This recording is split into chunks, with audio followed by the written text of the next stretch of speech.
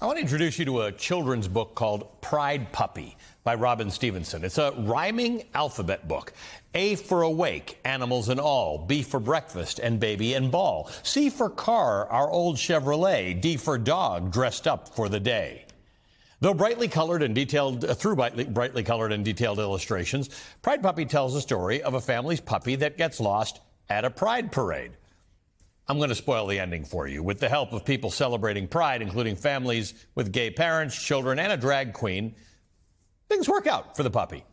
Quote, V for victory and holding on tight, W for wags and wide smiles all round.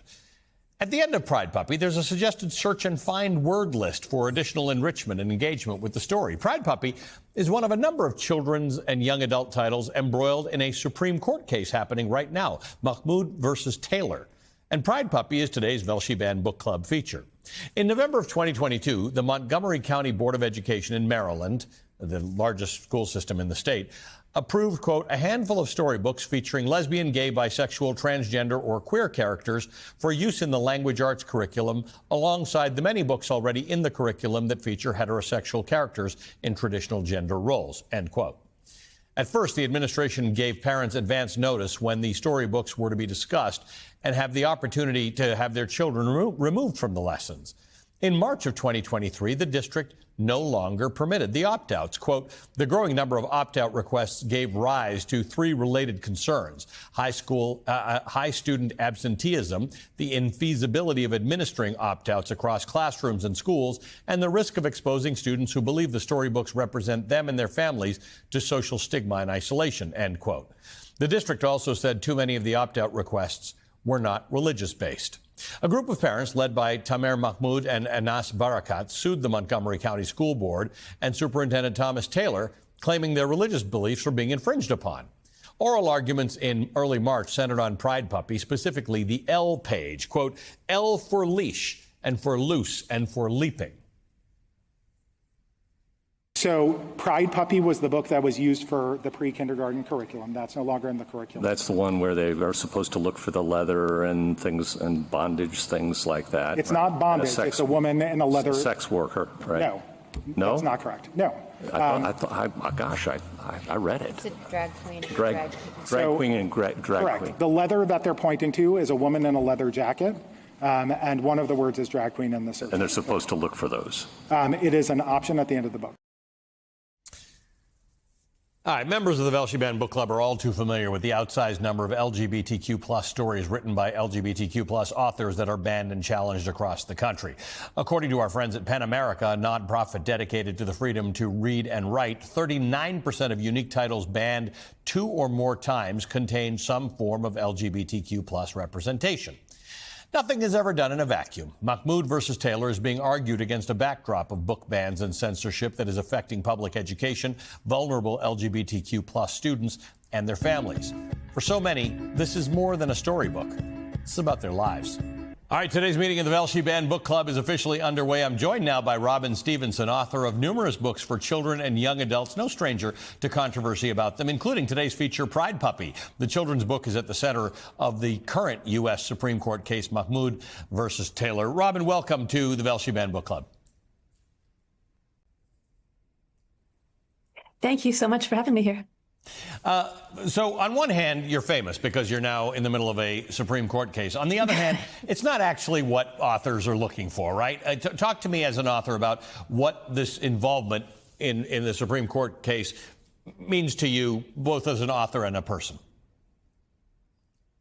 Yeah, well, I mean, it's been a difficult couple of years, for sure. And I think my main concern really is that this is a book that I wrote to include and celebrate families like mine, families with 2 moms, families with people in them who are part of the LGBTQ plus community, and seeing it be used in a way which I think is potentially going to do a lot of harm to access to books, to public education, and in particular to children from families like mine, has been really upsetting. Yeah.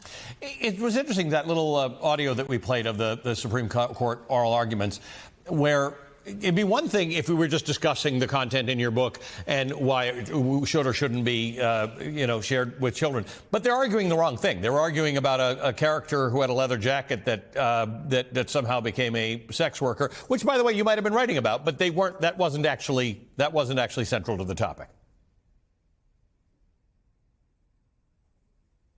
Yeah, it was really shocking to listen to the oral arguments and hear Neil Gorsuch talk about bondage and sex workers. This is a book for really young kids. It's about a family. There's nothing remotely sexual in the book. And, there had been a lot of misrepresentation of the book over the 2 years leading up to the hearing. But this is a book that takes less than 5 minutes to read.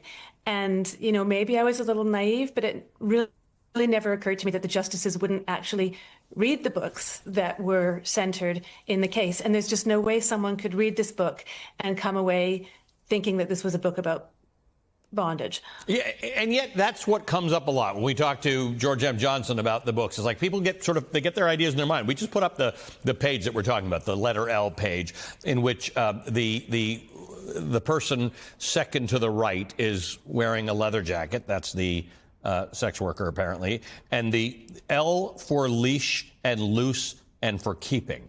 I'm sorry, leaping. I'm sorry, not keeping, for leaping. That's your mind has to be pretty creative to make that about bondage. Yeah, it's a pretty disturbing interpretation of what I think is a gorgeous illustration by Julia McLaughlin in a alphabet book for young kids. It's certainly not an interpretation that any child would make. And I've read this book to lots of kids, and I have never seen anybody's mind go there other than Justice Gorsuch. Justice Gorsuch.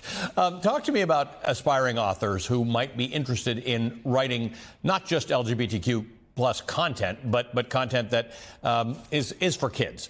But haven't published yet. That's always my question. Do these things encourage people to write, or do they sort of scare people a little bit? Because, like you said, it's been a tough 2 years. Yeah, I mean, I think both. And I think, as an author, I think, and talking to other authors, there is often that sort of struggle with not wanting to censor ourselves and anticipating what the reaction might be to the next book. And at the same time, I think this backlash is such evidence of the need for these books, and that this is about kids. Kids need these books. Kids need to see families like their own family on the page. They need to see kids like themselves on the page. So I think the fact that we're seeing so much pushback actually shows that we still need more of these books. These are books that weren't around when my own kid was little. And I think they're books that we need more of. And I hope that people will keep writing and keep sharing their stories despite the potential backlash. And one of the interesting things about this, because it's a book in schools, we've talked a lot on the Velshi Band Book Club about how expensive children's books are. Board books, illustrated books, color books, they're expensive. And so if they're not available at schools or libraries, there are just kids and parents who are not going to get access to them. Yeah, absolutely. And I think these books are important for all kids. I think that, one of the things about public schools is that all our kids go to school together, and they're all in the same classes together, and they need to understand each other. They need to know that other kids' families may look different from their own, but that all those families are equally valid and important. And certainly some kids may have access to these books out of school, but many kids will not. And whether that's because they're expensive or because their parents, don't choose to purchase these particular books, I think that this case potentially will limit access to these books for many children, and that's harmful to kids and to schools. Well, Robin, we thank you for this. And by the way, I just want to note this is not the only book you've written that has faced challenge, but you continue to write these important books for children. And again, I think you make a very important point for all children. Thanks so much. Robin Stevenson is the author of Pride Puppy and the author of many other books for children and young adults, including today's Velshi Band Book Club feature. Her brand new book, by the way, released this month, is called A Hug on the Wind.